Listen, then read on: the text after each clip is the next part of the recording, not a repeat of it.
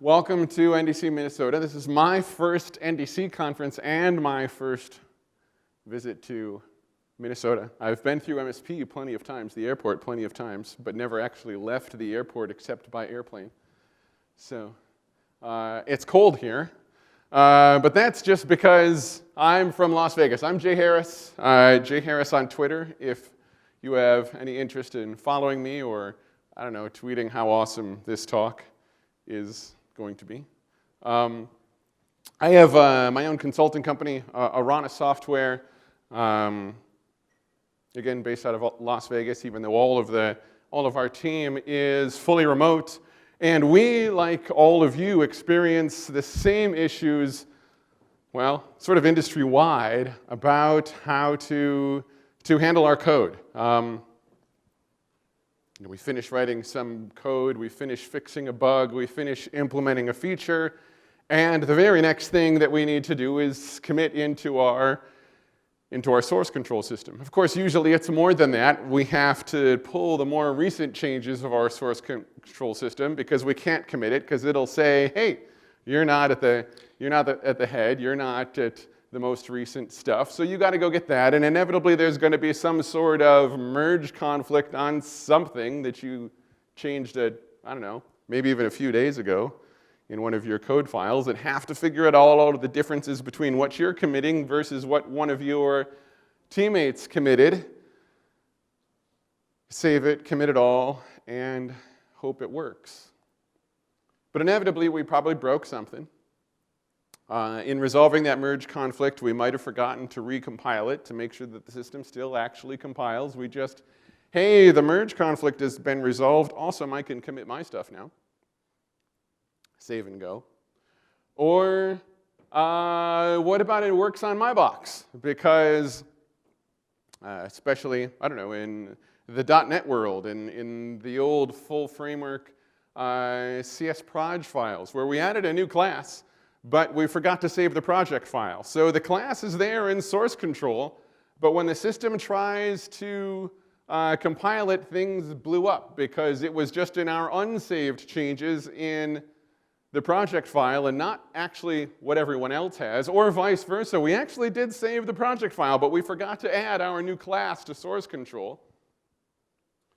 And things blow up because there's other code referencing our brand new class. But for everyone else, that brand new class isn't there. So when they get the latest changes, everything's broken and it's your fault, but it works on my box. We've all been there. We've all done that exact same thing. And of course, that's what continuous integration tries to solve. One of the many concerns that continuous integration is trying to solve is, first and foremost, it works on my box. So that's really what a continuous integration is all about, is, well, continuous integration, continuously integrating your source control, your changes, your additions, your modifications into everyone else's changes and additions into the source code, or whatever component of the application that you are working on right now. A good way that I try and always parallel what continuous integration is thinking about the tasks that you are working on at work.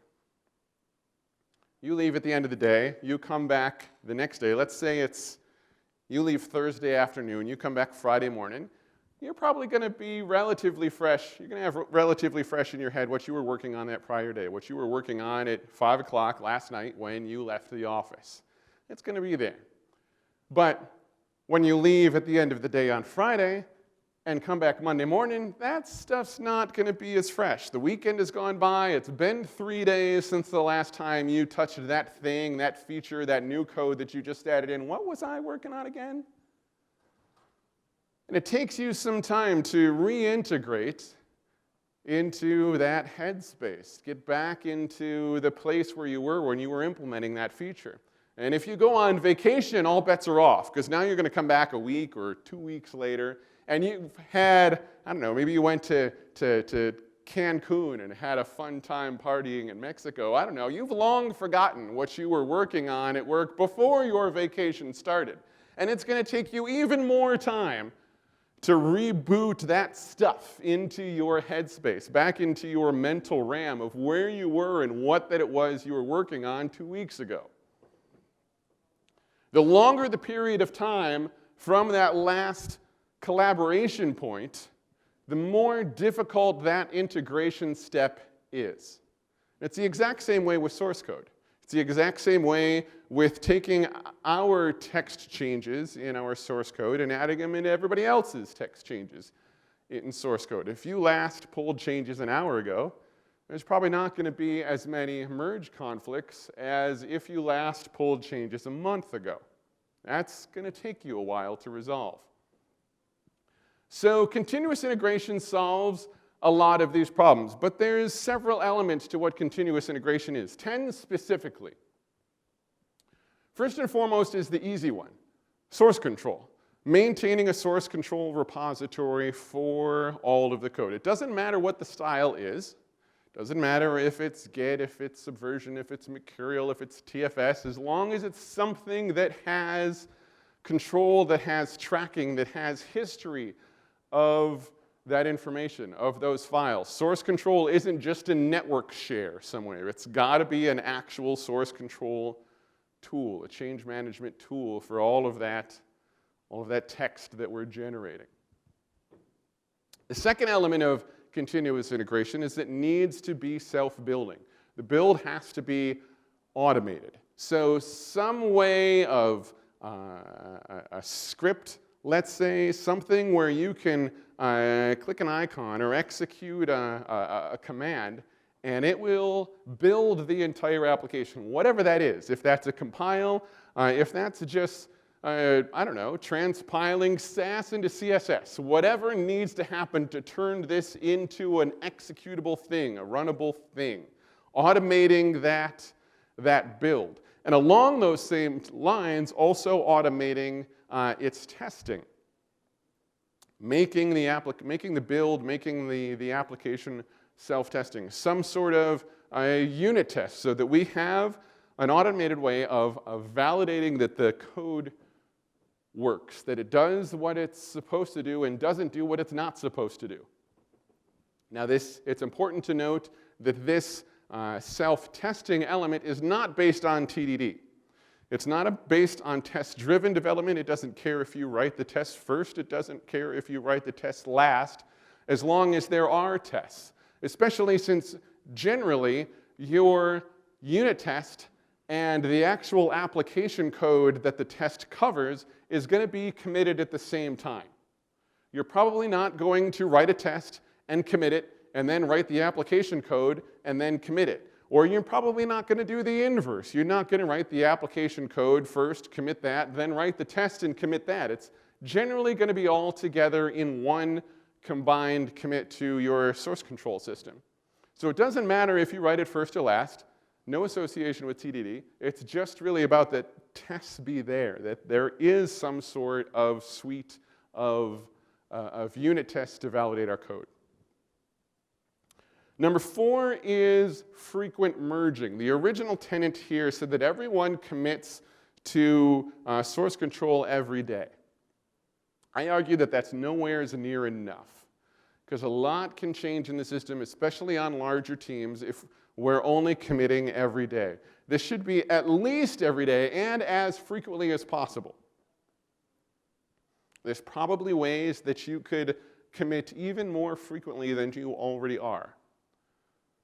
And a lot of this is so that we can help eliminate our merge conflicts. We merge frequently, we commit frequently so that we can eliminate the conflicts when we're integrating our source code changes with everybody else's. If we were each working on 2 different features on a new website, I was working on profile management and you were working on authentication, we're both going to need a user class. We're both going to go off of email, because you're going to list the email address as the username, and I'm going to have the email address on this profile editing screen. We're both going to go off of the same field. But if we don't merge frequently, I'm going to create a user class. and I might put it in one folder, and you might create a user class in the entirely different folder, even though we really need to be working off of the same user class. Or let's say we were going off of the same user class. You might create an email property, and I might create an email address property, when really we should both be keying off of the same property. But now, because we didn't commit frequently, we didn't merge frequently, now there's a lot of reintegration steps to do, because I wrote a whole lot of code on one version of email or email address, and you wrote a whole lot of code that relies on the other, and now we've got to fix that. We can't have two properties. We can't have an email and an email address property. We want to make that be one. But making one of those properties goes away means that we have to change all of the code that relies on that property, causing a lot of extra work for us just because we didn't frequently merge. We can do this much more commonly than we think, much more frequently than we think. The moment that we create a user class, we can commit it. It's an empty user class that nothing is using. Who cares if it's there in the system? Who cares if it goes to production? It's an empty class that isn't being used by anything in the system. It's used by the developers that are working on the system. Same way with that email property. The moment that email property is created, whether it's email or email address, we can commit it. Nothing's using it. Who cares if it goes to production? It's not a vulnerability. But it does create opportunity for collaboration on the development team and speeds up that execution time. Number 5, every commit to source control should be built on an integration machine. This really eliminates the "it works on my box." That scenario where we forgot to add in the user class. We forgot to save the project file. It works on my machine, but it's broken on all of your machines because I forgot something. But we're not going to find out that it broke on your machine until you've already pulled the latest changes from source control, and now you're dead on the water. Now the system won't even compile on your machine. If we compile every single commit on an integration machine, this independent integration machine can say, "Hey, Jay, you broke the build." And it also will let everybody else know that you broke the build so that you know not to pull the latest changes. You can wait an extra few minutes while I fix whatever mistake that I made so that I can get the compile going again, and it doesn't waste your time. It doesn't interrupt your workflow while you're waiting for me to fix things. Now, of course, that also relies on number 6. And continuous integration being informative. Everyone can see the result of the latest build. Everyone knows if the latest build compiles or not. Everyone knows if the latest build has tests that pass or not. For the developers, that means that the developers know not to pull the latest changes because Jay made a mistake. Forgot to add that user class and the compile's broken. Give him an opportunity to fix it.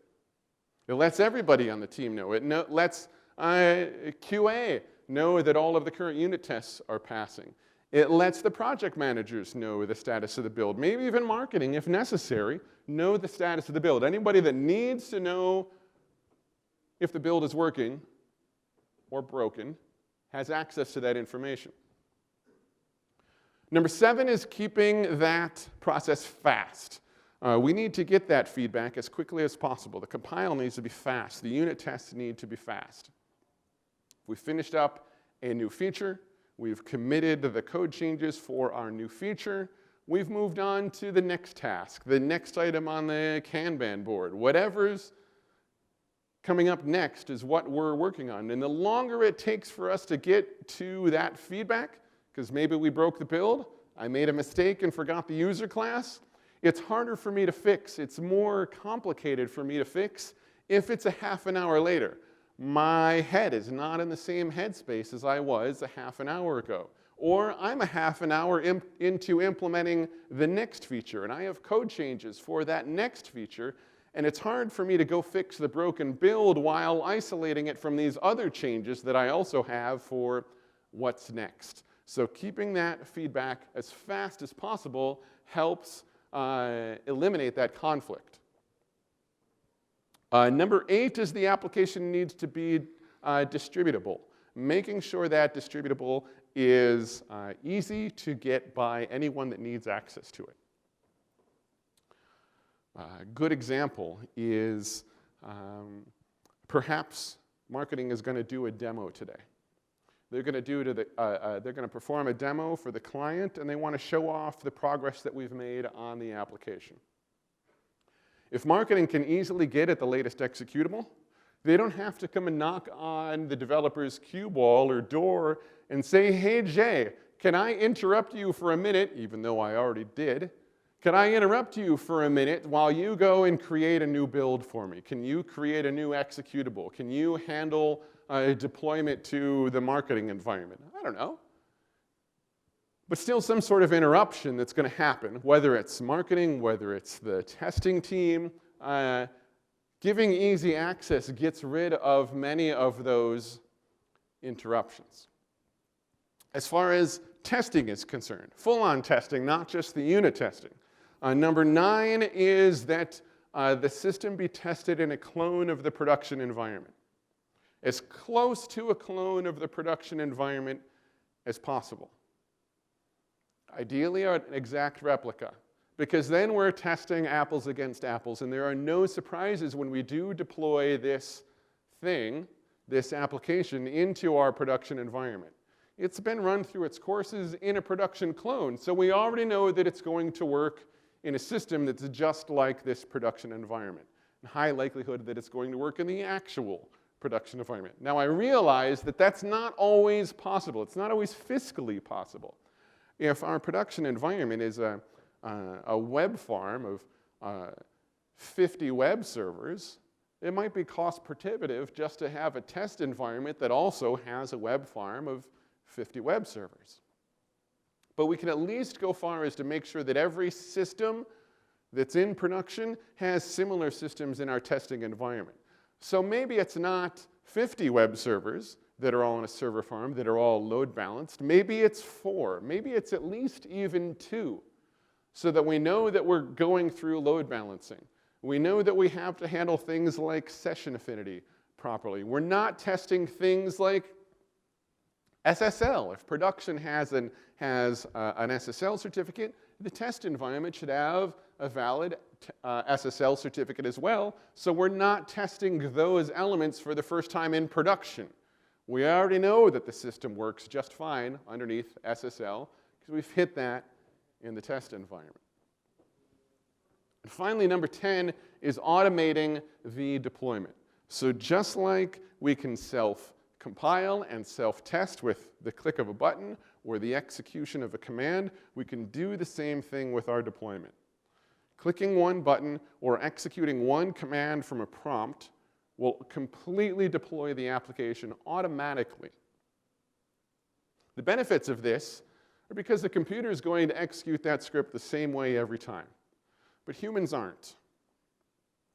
If we have some big, ugly, monstrous dance of a script that is deploying to our production environment, from time to time we're going to miss something.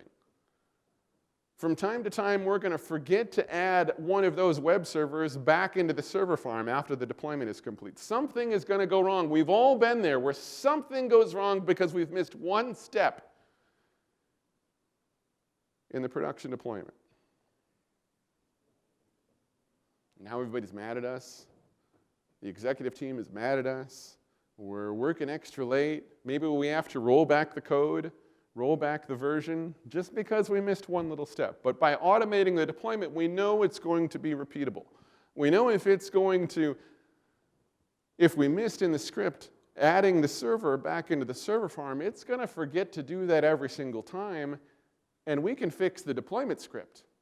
And now from then on, every single time, we have some reliance that it's going to add the server back into the server farm.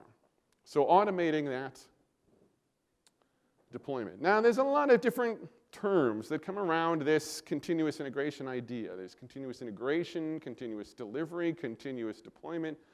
What's the difference between all of these? Well, they're very related. And the difference is about what's automated and what's automatic.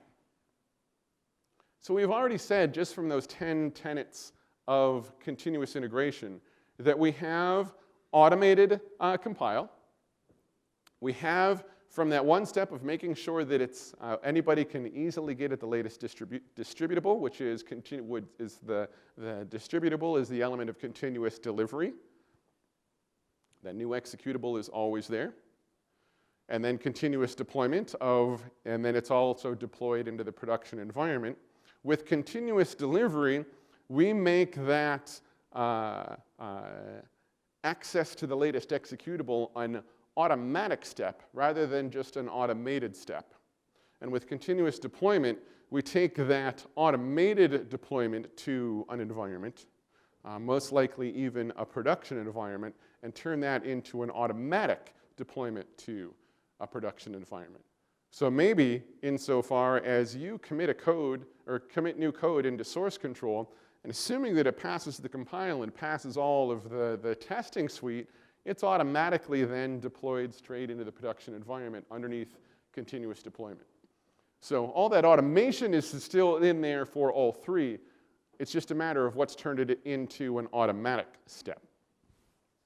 So with all of this, I'm going to run through some demos on Azure DevOps. So Azure DevOps has a lot of different elements to it. It's got boards, like Kanban boards, for tracking your stories and your tasks and your features and your bugs and all of the various to-dos that the team has available to it. Azure DevOps has source control in TFS or Git. It's got build and release pipelines. It's got testing management. And it also has artifact management for managing things like, I don't know, in the .NET world, managing private NuGet feeds. But for this, we're only going to focus on the build and release pipeline aspect of Azure DevOps. And coming up with a continuous integration and even continuous delivery story through Azure DevOps. So first, we got to satisfy some base requirements in order to do any of this. Our step one, of course, is the same as that first tenet that we went over of maintaining a source control repository. I've sort of excluded that as a prerequisite, as a requirement for this, because in Azure DevOps, you don't have to use Azure DevOps source control. You can have your source control in Bitbucket. You can have it in GitHub. It really doesn't matter as long as your Azure DevOps subscription has some sort of access to your source control repository. So wherever that happens to be, as long as you have source control and Azure DevOps can get at it, you're good to go. For the sake of these demos, I have a GitHub repository on GitHub, jayharris whack sample-aspnetcore.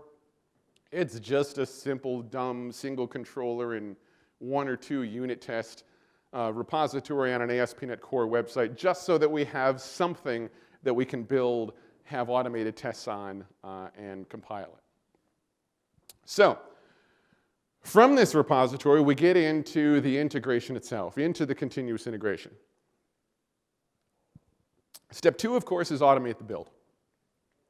So we need to make this system to be self-building from inside the scope of Azure DevOps. And really, for automating the build, at least for this ASP.NET Core application, most .NET applications, there's going to be 3 steps to that.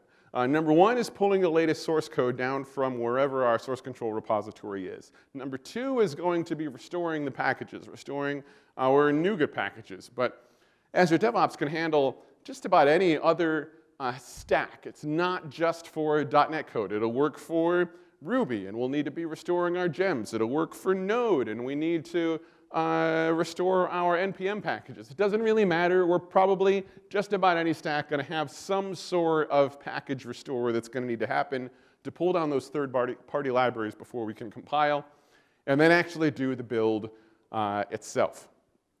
So we're going to connect to the repository. This one's going to be hosted on GitHub, so we're going to need a personal access token in order for Azure DevOps to authenticate to it. we're going to get into creating pipelines and builds, run that package restore, and build our project. So we're going to start on the base homepage for Azure DevOps. First up, we're going to need to create a build pipeline. We're going to go to the list of builds, and it's going to say that we don't have any build pipelines yet. Well, yeah, because it's a brand new subscription. So we'll hit that button, and we'll go create one. That very first step inside of the build pipeline is going to be accessing our source control. So we're going to set this to our GitHub repo.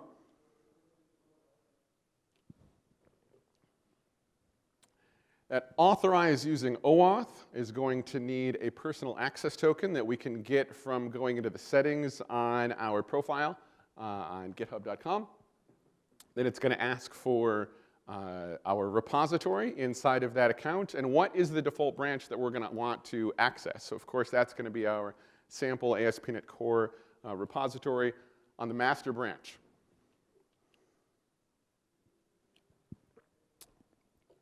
This gets us into choosing what sort of job that we want to build. What are our sea of steps? Where do we want to start? There's lots of different templates that we can choose from that are going to predefine a lot of things. But for here, I don't want to go through a template. I want to build this all from scratch so that if you do choose to use a template, you know what all of those individual items inside of the template are actually doing. So we're going to start with the empty job at the top. From there, we're going to give this thing a name.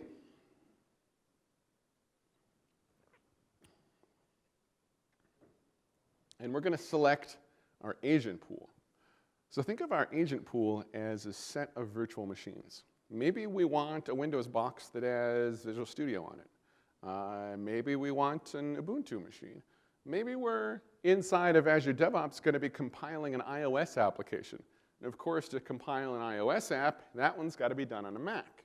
So our VM is instead going to be Mac OS instead of Windows or Ubuntu. But for here, sample-aspnetcore application, we're going to stick with that Visual Studio Windows-hosted environment.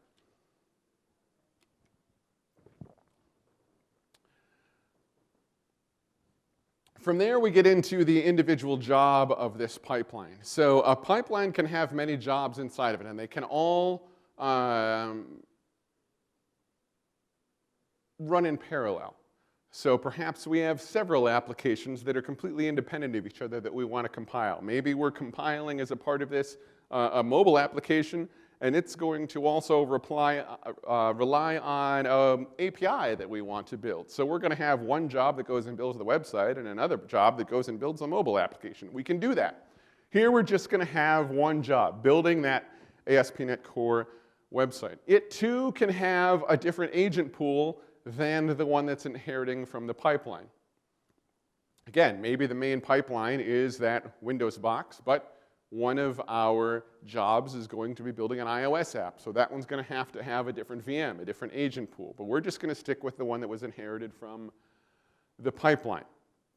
From there, we're going to get into adding that first step, adding and restoring our NuGet packages. Here we're going to go with a .NET Core task. There are plenty of different ways that we can restore packages, but for here we're going to go through a .NET Core task, set its command to restore, and it'll restore everything that's in that solution. It'll restore what's in our repository.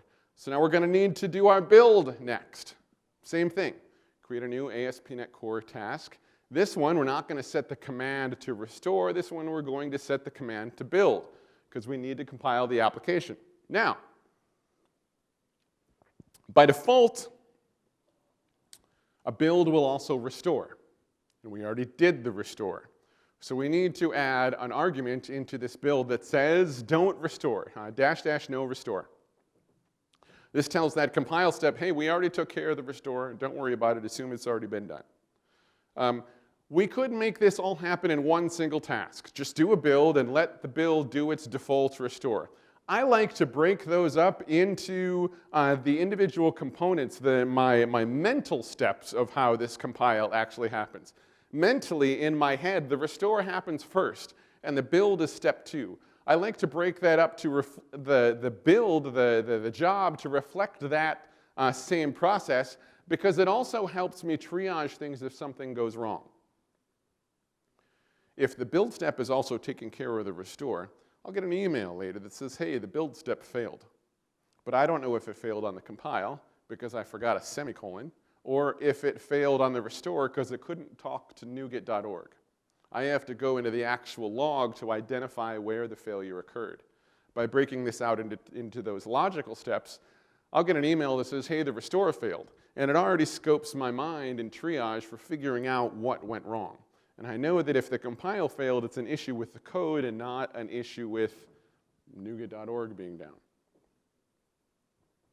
So part of this build, we're also going to want to add a configuration variable for our build that says which build type we want. Do we want this in debug or do we want this in release mode? So we can go over to the variable side and add a variables tab and add a new variable, build configuration. We're going to set this one to release. And then back into that build step, we can add -- configuration, build configuration. Add that variable into our build step so that we're passing release into the .NET Core compile. Making this a variable also allows all of our other steps later downstream to use it, and allows us to very easily change it if for some reason we want to move this over to a debug compile instead of a release compile. Those variables are available through $parenthesis is the variable substitution syntax inside of Azure DevOps. So from there, we save and queue, and it'll automatically begin the compile of this thing. It'll complete that step 2 of automating the build. It'll run through compiling it all. It's going to take a while on Azure DevOps. And by a while, I mean even though this is a small application, it's going to take a couple minutes to run. You can see that took 3 minutes and 8 seconds for running through that entire process. Now, these virtual machines aren't going to be the super greatest, wow, latest technology, 14,000 processors and 79 terabytes of RAM inside of those VMs. This is largely an offline process. We don't need to get this compile done in 3 seconds. Suppose you could, but you're going to need to pay for that. And most of us, we're not going to pay for that. If this compile takes 3 minutes, okay. It took 3 minutes. As long as we can keep it fast, in my opinion, 3 minutes is okay. Half an hour is not, but 3 minutes will be okay for executing that compile. We can go to the summary link also at the top once it's all done, and it'll give us all of the information that we need about that build, about who triggered it, what the last check-in was, what the status was. So we created a new pipeline. We connected it to our GitHub repository.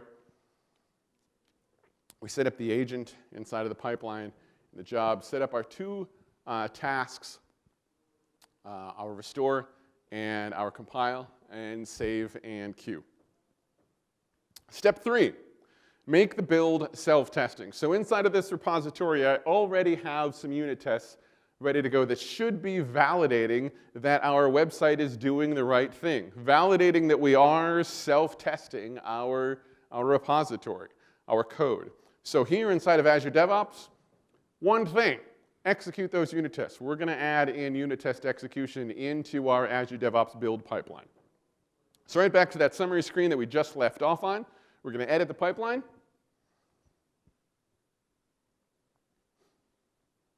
Brings us right back to that same pipeline and job that we had before. We're going to add a test task. This is still going to be, for the sake of this demo, another .NET Core task. And this time, instead of setting the command to restore or setting the command to build, we're going to set the command to test.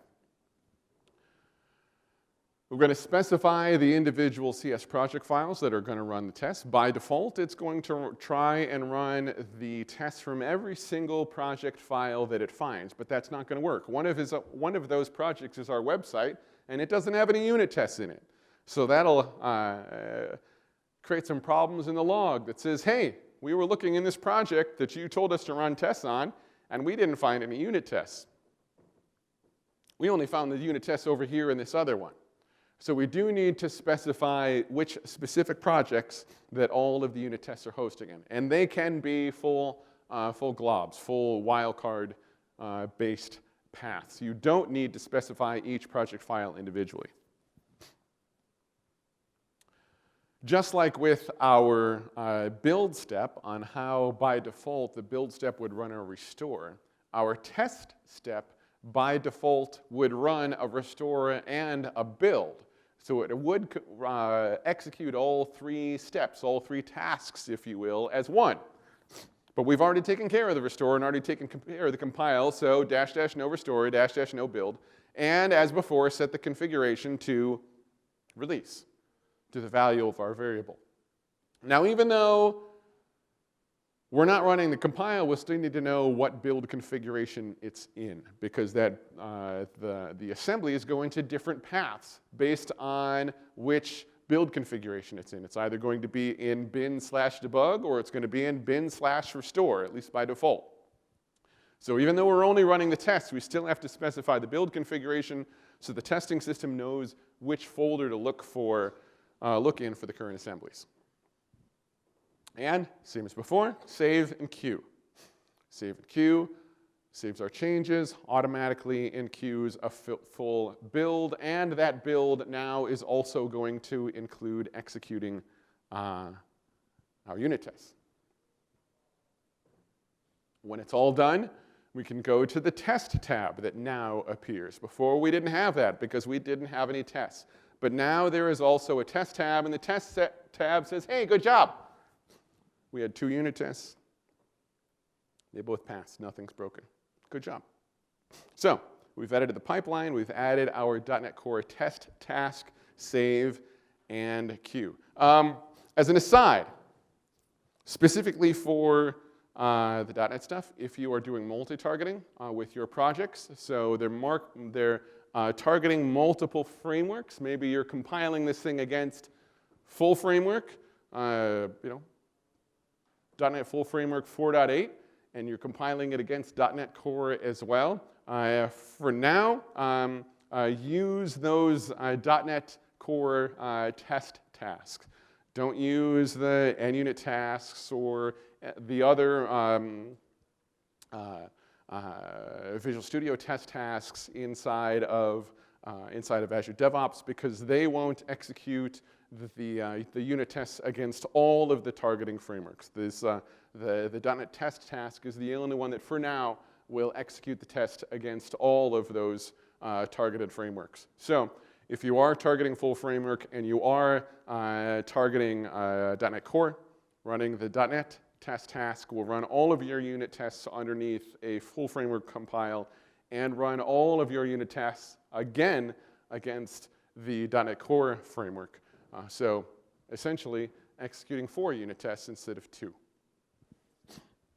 This would also be a place where you could add on additional testing functionality, as much as you want to do for a self-testing and validation suite as you want. A good example might be for vulnerability testing against your third-party packages.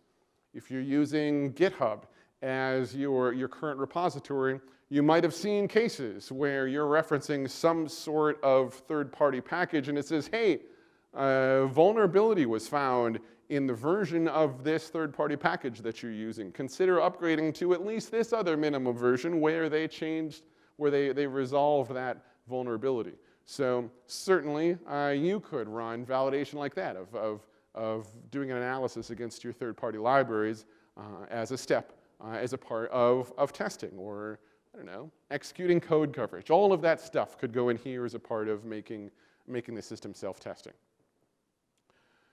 Number 4, everyone commits to the baseline every day. Those frequent merges.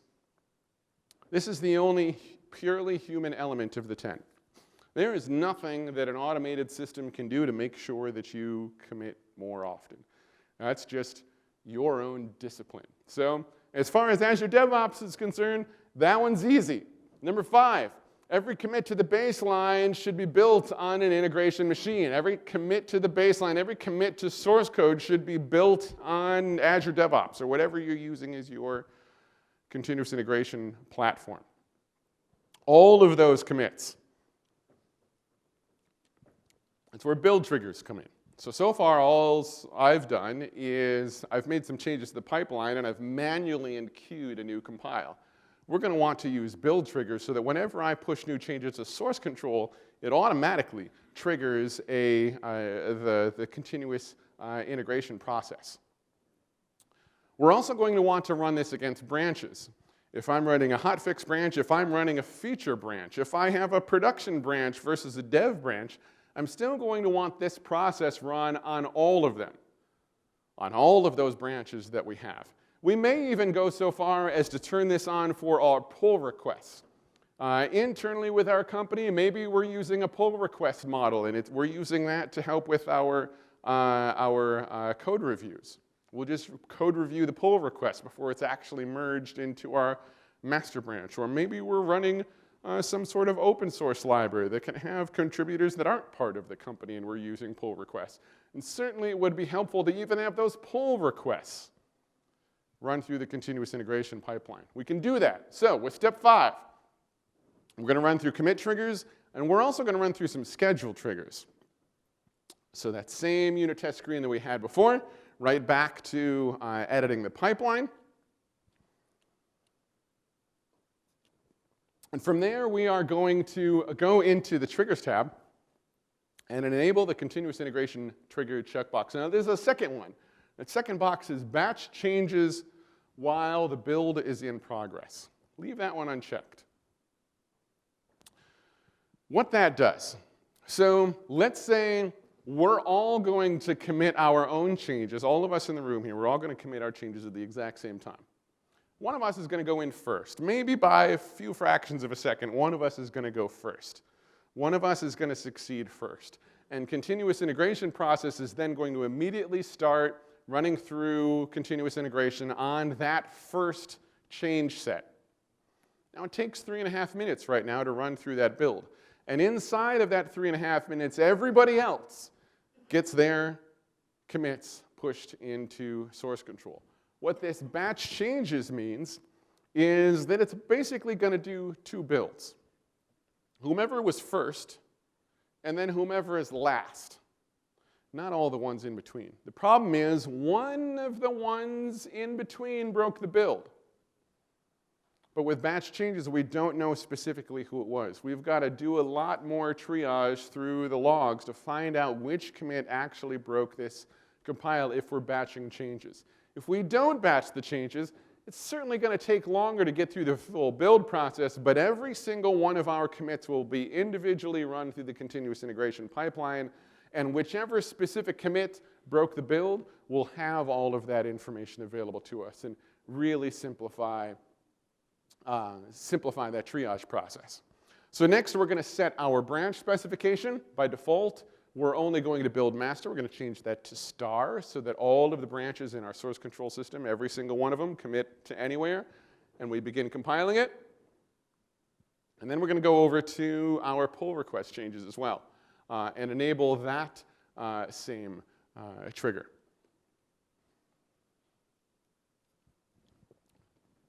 And the same as before, set that branch specification to star instead of master so that we're not just running a compile against pull requests against the master branch, but if we have pull requests against any of our other branches as well, they too will be compiled.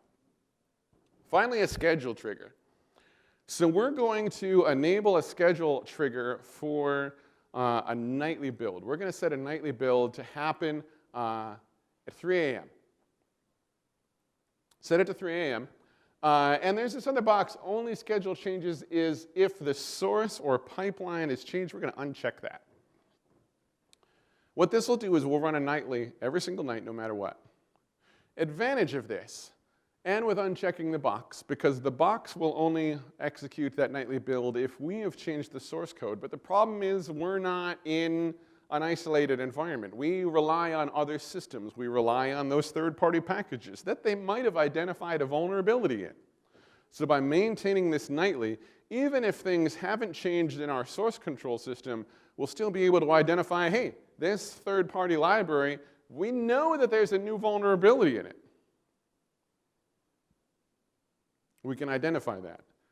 Even if that's 2 weeks after the project was finished and launched into production, 2 weeks later, we're still running through those nightly builds. 2 weeks later, they've identified a vulnerability in one of the third-party packages, and the nightly build will let us know that it's there so that we can make that quick fix into our dependencies and resolve the vulnerability on our own systems. When we're done, save. So, we edited the pipeline, went into the triggers tab, we enabled continuous integration and did not check the batch changes box. We did enable it for all branches and for all pull requests. We set a scheduled build for every day at 3 a.m., whether we've changed the source code or not. Step 6, everyone can see the result of the latest build, making sure that that build is informative. That's going to be a notification, although those notifications can be in 2 ways, build badges and emails. So back into that same screen that we left off at before, we can go into the Options tab, and right there on the Option tabs is URLs for our build badges, those little images that say whether the build succeeded or failed that you'll often see on the markdown and the README of an open source library, letting you know if the status of this current system. You can have those too on your own systems, even if it's a private repository. Back to the project page, going into the project settings, that gears icon all the way to the bottom. We're going to go into the project settings, and from there we're going to go into the notifications section of that project section, and we're going to add a new notification subscription. Inside of that notification subscription is where we can set up some new emails. So here, skipped it. Here we've set up a new notification. We've configured a new notification that's going to occur on any new failures. We can notify whomever we want. We can set the notification to be whomever triggered the build. We can set the notification to be whoever made the last changes to the build. There's a sea of options, and with this new subscription is just an example of whenever the build is broken, we're going to notify whomever broke the build, whomever is involved with this broken build. Let them know. They'll get an email so that they can work on fixing it. And from there, save. This will automatically be processed the next time we run a new build through Azure DevOps. So we went to the Options tab to view those URLs for badges, maybe using inside of our Markdown file, our README. We went into the project settings and into the notification tab to add a new subscription for when the build is broken and we saved. Step 7, fast feedback, keeping the build fast. Some elements to this. Because really, of course, that feedback is time to done, getting to done as quickly as possible. It's not just notifying us of any errors as quickly as possible. It's also notifying us that, hey, we succeeded as quickly as possible so that we're not waiting around.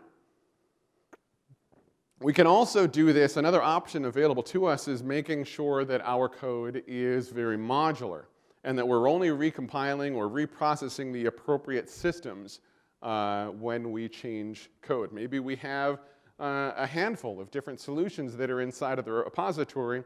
We don't have to recompile the entire solution, the entire repository, just because we changed code in one solution. So we can maybe have some sort of filters inside there that's focusing on specific folders or specific branches for specific elements of our compile. With this step 7, we're going to focus just on timeouts, though, for our demos. So that same notification screen where we left off on, we're going to go back to the home page and into editing the pipeline. On that pipeline, we're going to start off with editing the pipeline settings itself. On that pipeline settings, there is going to be a setting. Sorry, not on the pipeline, on the job. We're going to go into the build element, into our build job, and we can set a timeout in there. So if this thing is running away, if this thing, right now it's taking 3 minutes or so to run the compile. If it's still trying to compile this after 15 minutes, something went wrong. So inside of that timeout, all the way to the bottom on our build settings, we're going to set that to 300 seconds. We're going to set that to 5 minutes. If this compile is still going, if this build process is still going after 5 minutes, let's kill it and throw some sort of something went wrong errors. We can also do that at the individual task level. So we'll go into that .NET build task and expand out the control options where we can find the timeout for an individual task instead of the job as a whole. Here, we're going to set the timeout for the compile step specifically to 3 minutes. So the continuous integration process as a whole here can now take up to 5. That compile step can take no more than 3. Save, and go about our way for the next process. So we've edited the pipeline, went to the tasks tab, set the job for 5 minutes, and the task for 3 minutes as far as helping keep all of that notification system fast.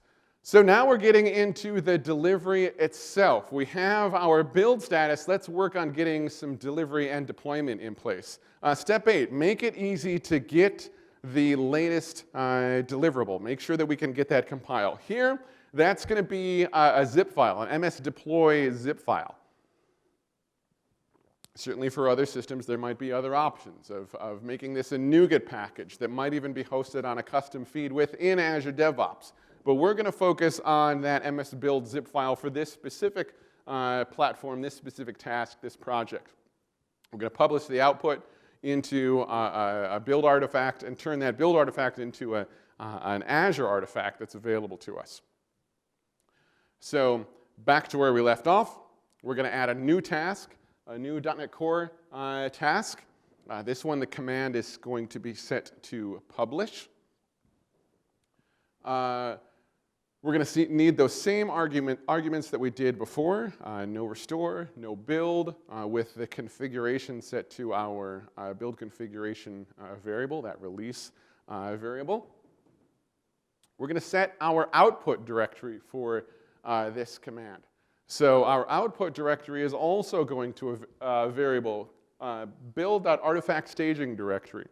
That's an ever-present variable inside of Azure DevOps, a place that we can stage the output of the compile. We'll stage all of this stuff so that Azure DevOps can continue to process it as needed. So, and now that we have these things staged, we're going to add a new task for Azure for publishing our output, our Azure Publish task. The path to publish is still that same build.staging directory, that Azure staging directory variable. We're going to name it drop.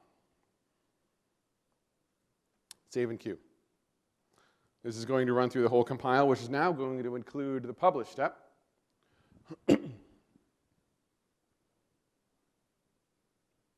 And when that compile is all done, skip past the log. Oh. When that compile is all done, we will have a new output, a new tab at the end that is artifacts. And inside of that new tab is going to be a drop-down of all of the artifacts that we happen to publish. Of course, we're just going to have one, our sample-aspnetcore MS-build zip file. We could download it from the screen if we wish. So we've added a .NET Core task for publish with the path for the zip file with the project that we started with. Staged it into Azure staging directory and set to publish that Azure artifact so that it's available on the build results.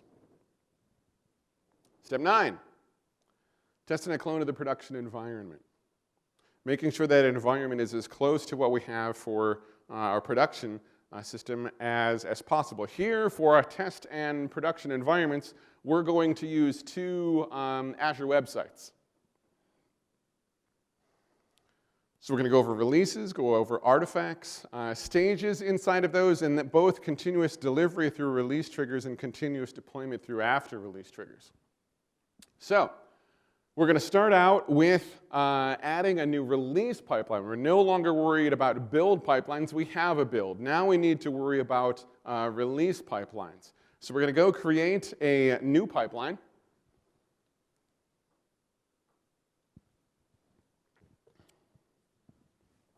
Off that pipeline list, very similar to how we started off before, the big blue button in the middle. It's going to build that initial setup with a similar thing, a list of pre-designed templates. Lots of options, but we're going to go through an empty template for now. So we can talk about what all of those individual items do. We're going to name the first stage. Stages are basically environments, at least in the concept of the web world where we are with this project. So we're going to call this stage the test environment. We're going to add artifact over on the left to this release.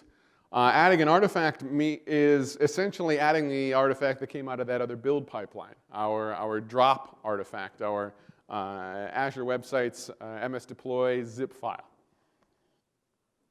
We're going to name the artifact, essentially giving a variable so that we can use elsewhere inside of the release pipeline, and we're going to specify the version. Here, if we're going to manually enqueue, we're going to specify the individual version at the time that we enqueue the release so that we can pick which version we actually want to deploy. The build version from the build pipeline. The build pipelines, the build servers version. This isn't the version that you would have inside of your project JSON or inside of your assembly information. It's not that version. This is build server version because we just finished the compile number 373. So, and then we're going to enable continuous deployment for this new artifact, setting it to go to the test environment. We're going to set that for the default branch only. We don't want every single branch that we create to automatically be deployed to the test environment. We're only going to set that up for the master branch. We're going to set up the appropriate tasks for our release pipeline within this specific stage. So within our test environment, how do we deploy it to that test environment? So we're going to add an Azure App Service deployment task inside of this stage, inside of the release pipeline for this specific stage. We're going to specify the Azure subscription that we're going to be deploying this thing to. Within that subscription, we're going to be specifying the specific app service that we're going to be deploying to. And then we're going to specify the individual artifact that we're going to be deploying. There can be multiple artifacts that are a part of this release pipeline. Which one is actually going to be going through the deployment process? And that's where we're not just into that drop artifact, but specifically the ASP.NET Core sample MSDeploy zip file. That zip file is going to do all of the work. And we save. Yay, we created our first release pipeline. Now we're going to create a release. So up to the top, create a release, essentially kicks off the release process to begin that deployment into production. We're going to specify that version at the time the release is created. So here, we're going to have a drop-down of all of the version, all of the build pipeline compiles. These are build server versions, not assembly versions. So we're specifying 373, save, and it will run through beginning that deployment.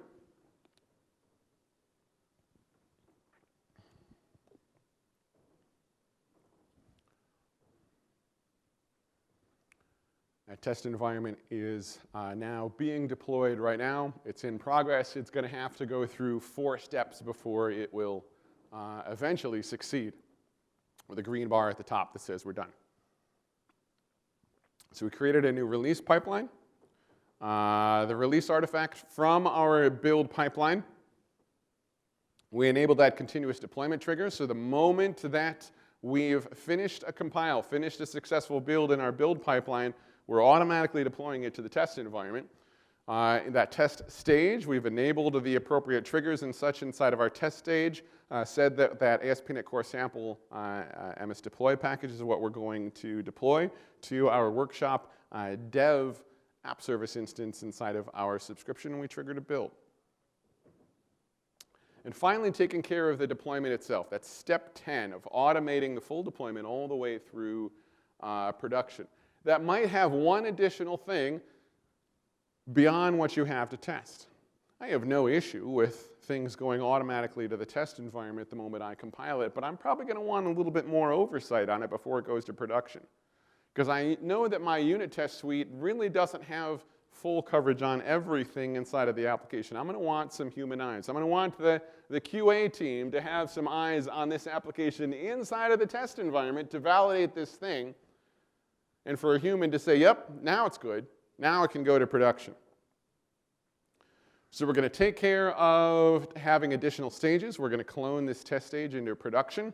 We're going to do some post-deployment and pre-deployment conditions to set that all up, and talk about what after-stage triggers are. So first we're going to edit this release pipeline that we already have. Now, we test and clone a production environment, which also tells me that this test stage is pretty much an exact replica of the production stage. So we can just clone that. We don't have to create the entire stage from scratch. We can just clone this test environment stage. One giant copy. Sets up all of the appropriate stuff. Rename the stage to this one's production instead of test so that we know the difference.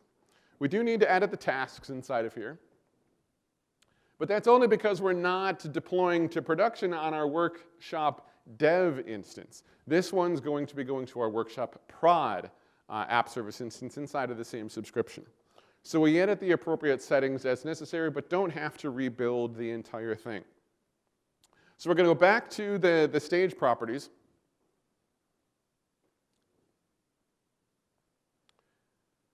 And set up the appropriate pre-deployment stuff for our stages.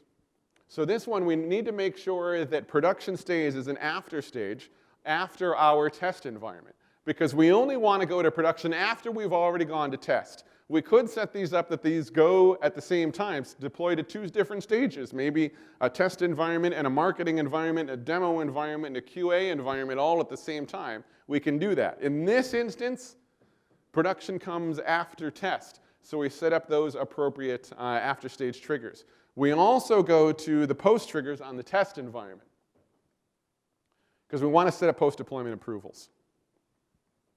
We're going to set that post approver to me.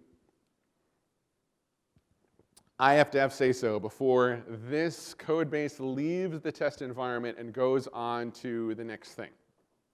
Save it, back to the build list and trigger a build.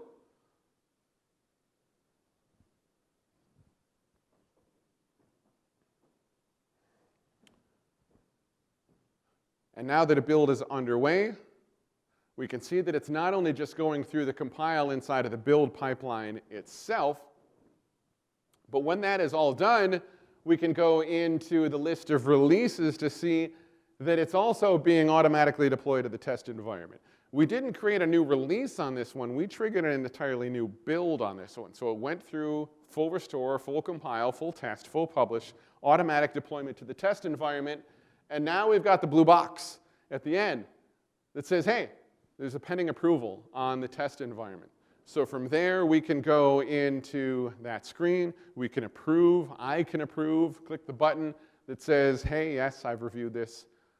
I'm OK with this going on to the production environment. And it'll automatically finish up the rest of that deployment.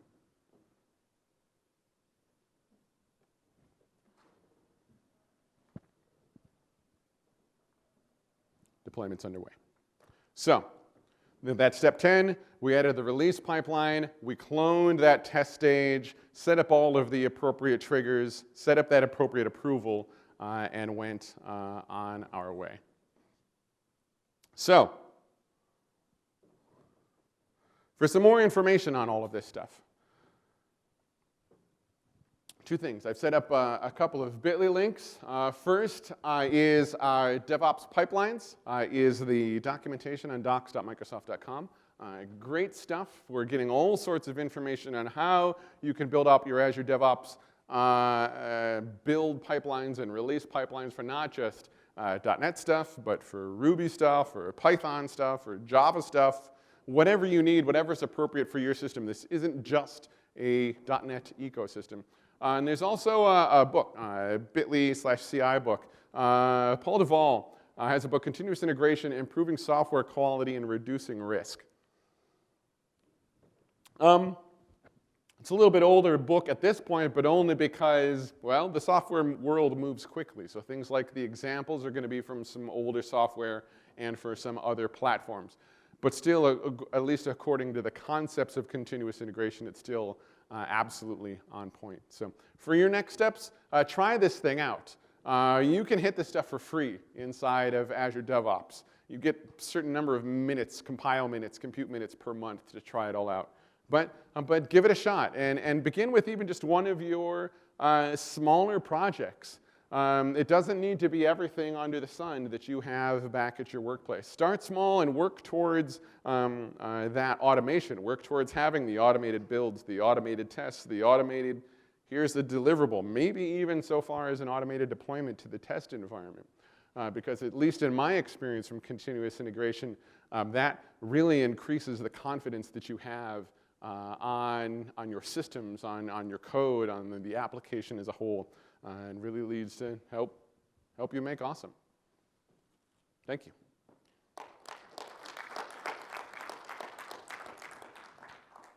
Yes, question? Okay, I got 3. Okay. First one, I don't know if it's the developers, but when you go into the build and do the NuGet restore, it says it can't find packages or it can't find the NuGet file that is there. Is that because they didn't check it in or something else happening? Question is, there might be some issues on finding the NuGet package. Well, that depends on if it's having a problem, if it's in .NET Core, where the NuGet packages are listed in the project file, or full framework, where they're still in packages config. That could be a sea of issues, though, from even right down to there could be a NuGet config that's pointing to a wrong repository because they're not going directly to NuGet.org. But let's talk about that one afterwards so I can get a little bit more information. And then when you test, and all of these are ASP.NET, when you test and you say copy always, where do the test files really go? When you run a test and you say copy always, the test files how? So not the assembly. They will go into the bin directory. They'll go into the output of the bin directory. Does the folder name go with it? Say again? Does the folder name say they put it into test data? I don't know. That's going to be dependent upon how it's configured. Some of that water, or are you gonna take Yes, thank you. Thank you. Thank you.